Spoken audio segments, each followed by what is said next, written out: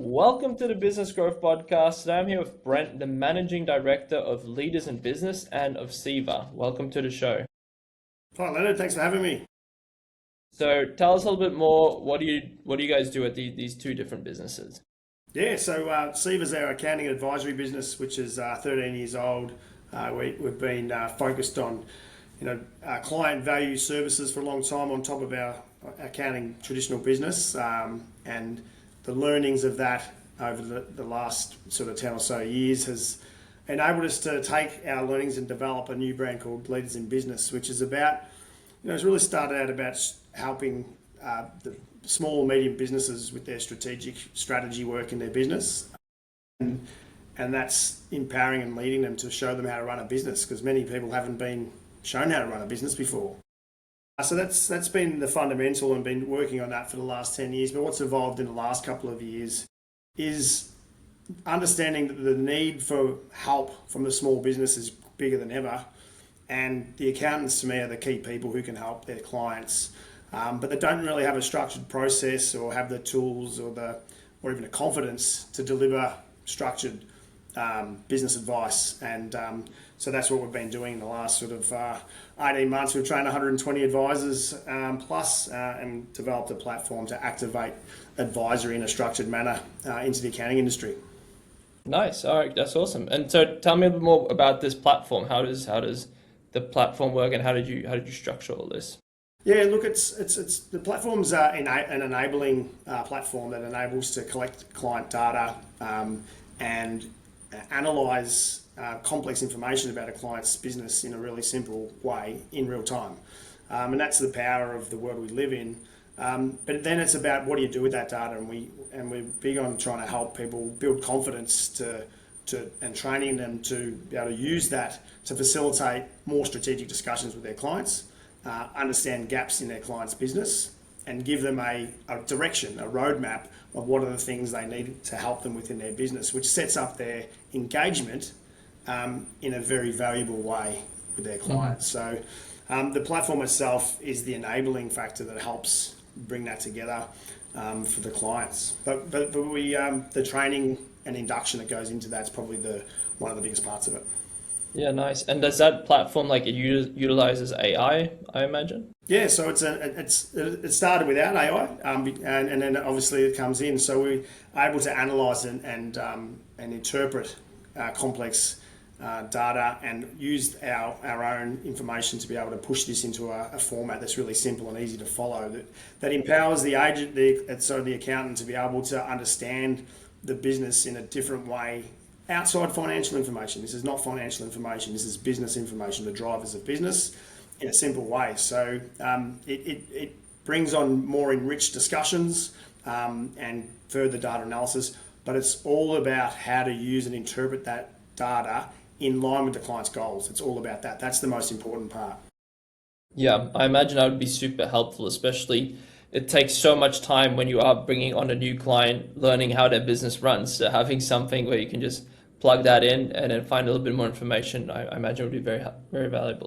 Yeah, and what we train is to be able to set up a strategy session with your client. So it's about grabbing that data and how to facilitate a 2-hour strategy session with your client, where you have now all the data and the information to ask questions in a structured way to deliver that personalised roadmap for the client. So hugely valuable. Every business needs it. Doesn't matter if it's a startup or a corporate.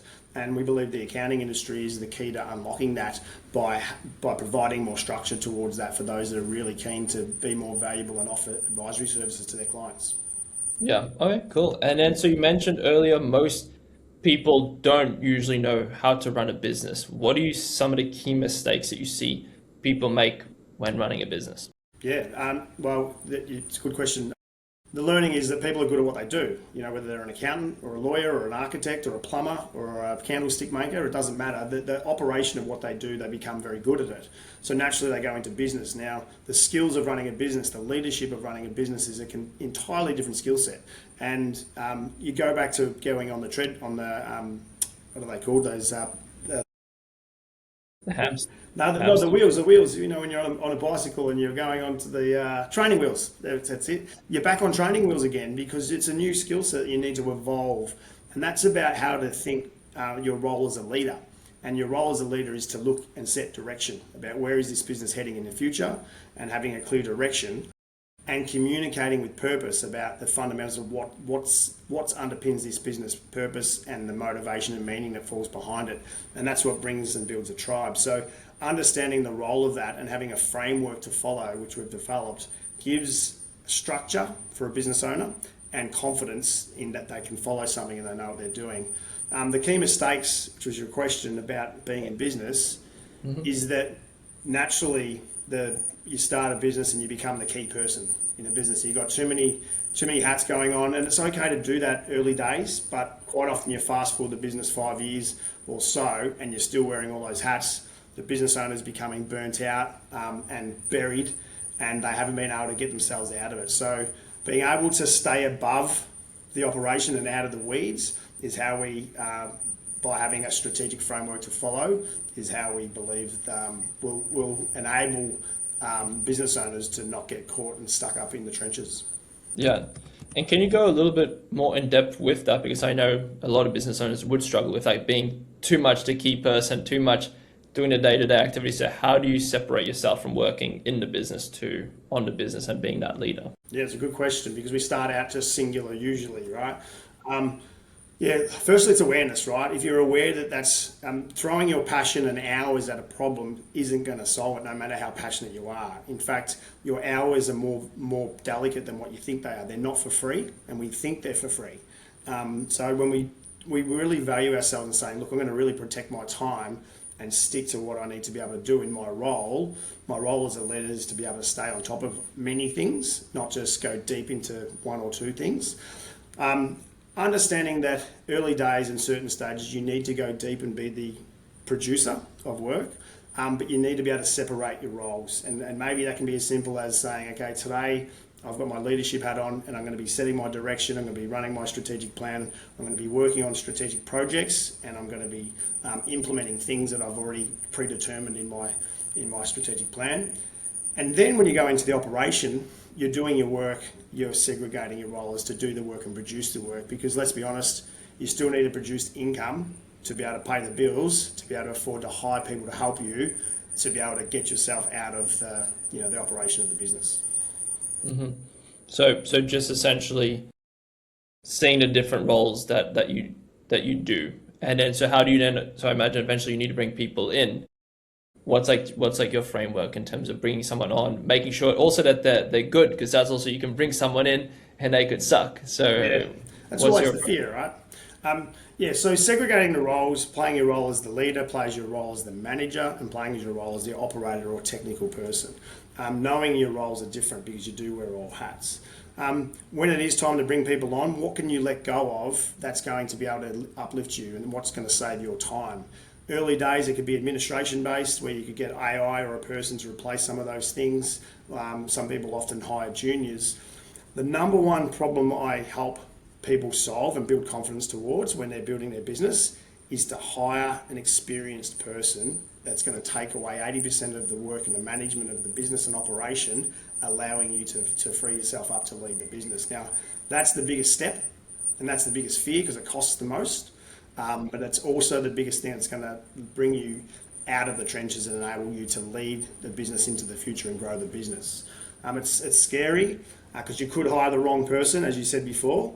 And that's where if you're doing the strategic work and you're aware of what your values are and what the purpose of your organisation is, you can align those things. And then when you're going to hire people, you're looking to hire people who have the shared values that you have. And your alignment is, it's never perfect. Okay, you're always taking some sort of risk when you're hiring people, but if you're more in tune with who you are and why you exist, and your values that underpin your business, you can then start to build a tribe of people who share the same beliefs as you and are going to work as hard as you can and care as much about your cause than you do as the owner of the business. Mm-hmm. And then if we take it one step back, do you have a process in terms of how do you find the right person to begin with to take away 80% of your work? Is that's quite a lot for something that you've been specializing in, you've been doing this all these years. how do you find that right person to come in and do all that? Yeah, look, it's not as pick an industry, right? So I work a lot with lawyers, say, or professional services industry. Okay, me wearing my hat as a lawyer, I'm doing the legal work that I would be doing, and that I am the person that's producing most of the work. Now, what's the common growth pathway for a professional services firm is to hire administration people to take away the admin work, then hire junior people to be able to do some of the low end work. But it's never really taking away the glut of work that you need to do at the higher level. Okay, and where you can find your time and where you can find yourself getting buried is you're trying to run a business and then you're trying to manage an admin team, or you're trying to supervise and help junior professionals, and you're not really, all you're doing is you're doubling your time. Now, if you hire a senior person who can do the legal work themselves and mentor some of the junior people, that one person who's an equal in some ways of the person who can produce the work has now taken an abundance of work off yourself, and they can produce the work. So it's the same across any industry, okay? Working out what it is in a service-based industry. It may be different in a product-based business industry in this example, but in a service and time-based business, you need to be able to replace your time of doing the work with other experienced people, so it doesn't keep bouncing back to you. Mm-hmm. Yeah, other decision makers, I call them. Yeah, they've got to take responsibility, right? And those people who take responsibility, they've got experience, they've done this before. In fact, Leonard, the biggest secret is to be probably not the smartest person in your business. You've got to get really intelligent people who can do this work better than what you can. And for me, that's not that hard because my skill is not necessarily doing the work, especially when I was an accountant, but my team are brilliant at doing that. So you get the right people in to do that work that they love doing. Mm-hmm. Yeah, nice. And let's say you hire that person, and then how do you make sure you hired the right person and you don't have someone that's going to steer the ship in the wrong direction? Yeah, so you got to get really clear on before you hire them what your need is and set a role. You got to have a clear role of what it is that they do and what success looks like in their business, and have key measures of success. Okay, so clarity in what their role is and what they need to do each day, each week, and each month, and what they need to produce as success, and making that clear for them is really important part of getting them inducted and started off on their job. And then it's about monitoring, like anything. You're checking, you're giving feedback. It's another key role as a leader is to identify and give feedback timely on how they're going. And you're sort of nuancing their style, the way they've done things in the past, and slowly nuancing that to the way you're doing things in this business over time. So I think that constant feedback cycle needs to keep happening. You're not just hiring somebody to take off and do it their own way. You've got to set your own standard and set your own way of doing things in your business, and you're adapting that person's skill set to come in and follow your way. Mm-hmm. Yeah, gotcha. Yeah. And then changing gears a little bit, what are some of the other projects that you guys are working on at the moment? Yeah. So again, mainly our training programs. We run a 3-day training program where we sort of taking the technical accountant traditionally and bringing them and upskilling them into a confident advisor. And that's probably one of the biggest things that we've been focusing on, both from an enterprise perspective and changing the culture of an entire firm or smaller people individually. And that's made up of, again, broadening their skill set in business, but also evolving their skills in the way they communicate. And that's a really important one. So the skills that we have had in the past won't be the skills that we will need in the future.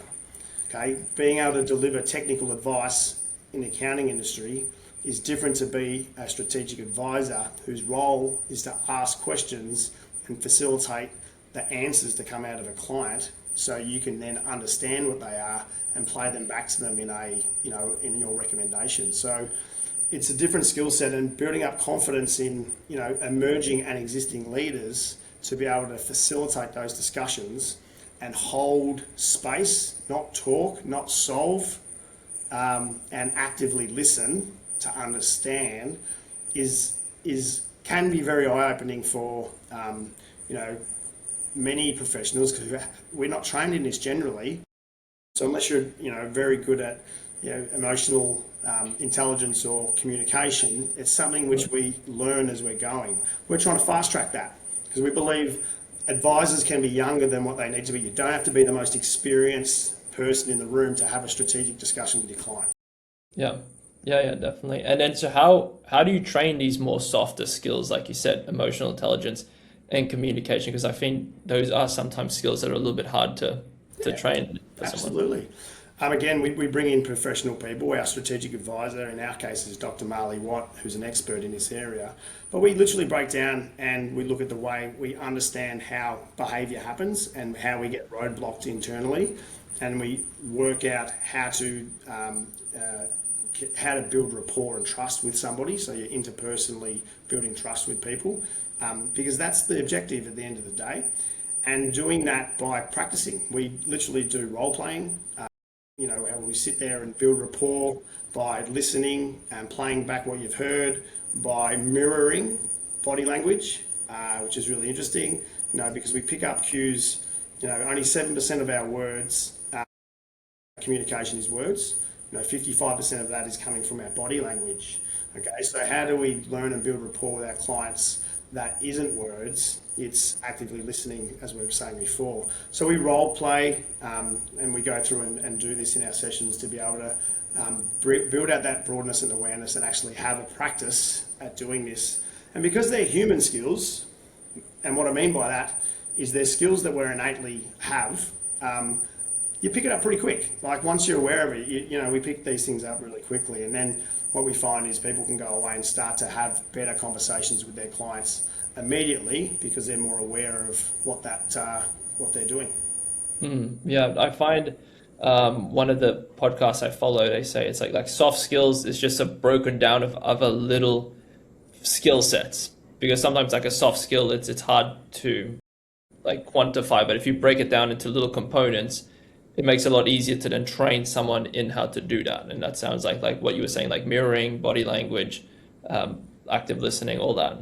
Yeah, I mean, communication involves two people. And if our role is to influence our clients to either jump on board and work with us or try to influence a team member to come and work with us, we've got to engage. Okay, we've got to be able to engage, and I've got to be able to communicate and convey my message to you in a way of what it is for you, so we can understand what the proposition is. So then you can come and say yes or no, you want to work with me. So the ability to communicate, but the ability to build trust and build safety in that conversation so people will relax and share with you more information is the skill set here we're trying to encourage. Because if we get to that point where people feel calm and confident that they're in a relaxed environment and they trust the person they're talking to, rapport has been built, they will share deeper problems, and then you get to the root of what real problems are, and that's when you can add tremendous amount of value and really help people in a meaningful way.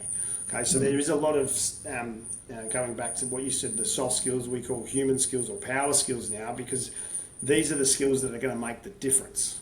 Because people assume that you can do the work, but the way you can relate to someone and build a rapport with someone is what they emotionally will connect to and make their decision on whether they work with you or not. Yeah, it's so true. People want to work with people that they like and trust. Yeah. If they don't do those things, you can be the best accountant or whatever in the world. It's not going to matter. And what Marley says in our sessions as well is people like people who are like themselves or people they would like to be. All right, so there's this connection there. So you can identify that, you're naturally hanging. That's what people say. You naturally hang around the same people. That's why when you are marketing and you're looking for new clients, we're generally hanging around the clients you already have. So profile them, and then you can go and maybe find some more. Yeah, that's really good. I know we're starting to run out of time here. Let's finish on what's been one of the most valuable lessons that you've learned in business. I think feeling comfortable that you don't know everything is really important, because the pressure you have again, I'm talking to the accounting industry and my background, is the pressure of being a technical expert and needing to know everything is really, really hard. And that comes with a lot of years of trying to learn that. But being comfortable that nobody knows everything, I particularly don't know everything, and that's okay. And that will take you a long way, just to be able to say we say a leader's mindset is a learning mindset, and what you don't know, that's okay, but it's more about the behaviour, about going to find out what you don't know and delivering that back. So that's probably one of the biggest things that I've learned over the years. Yeah, and it's like Richard Branson, I think he said, it's like if someone gives you a great opportunity, say yes, and then figure it out later, essentially. I mean, there's been a lot of that over the years. You have to be able to have confidence in what you can deliver. I've certainly put my hand up and said yes to projects that I haven't yet done before, but I have been able to deliver that, because I sort of, that you're capable of filling the gaps. Like, I would never go and say I'm going to be able to go and, solve, some sort of huge problem in the world that I don't know anything about, but you're staying within your realm. Yeah, I mean, I definitely have done that many times, and it works. It's worked for me. If I was honest in telling, the projected work of people that hey, I've never done this before, so don't bother hiring me. I may not have ever got that project or that opportunity. Yeah. It's a fine line, and people have different risk appetites. So it's all going to fall within your own risk appetite. But certainly, it makes you work harder to make sure, fill some gaps and produce something real of quality, I think. That's what's worked for me in the past. Oh yeah, definitely. Yeah, and the only way you are going to grow and get better and have more skill sets is doing these things that you're not 100% sure about. Yeah, absolutely. Yeah. I agree. Yeah. Cool. Well, it's been great having you on. Where can people go to find a little bit more about you and what you guys do? Yeah, sure. So if you're interested in doing some strategic advisory and sort of upskilling in that area, or at least activating your current capability, leadersinbusiness.com.au, and our accounting firm, which is everything's been born out of that. So SEVA, SEIVA.com.au. Maybe it's someone's looking for some new work out there. We're always hiring great people. The hardest thing to find at the moment in our industry. Yeah, awesome. Well, it's been great chatting with you. You guys have been listening to the Business Growth Podcast. Until next time, keep growing.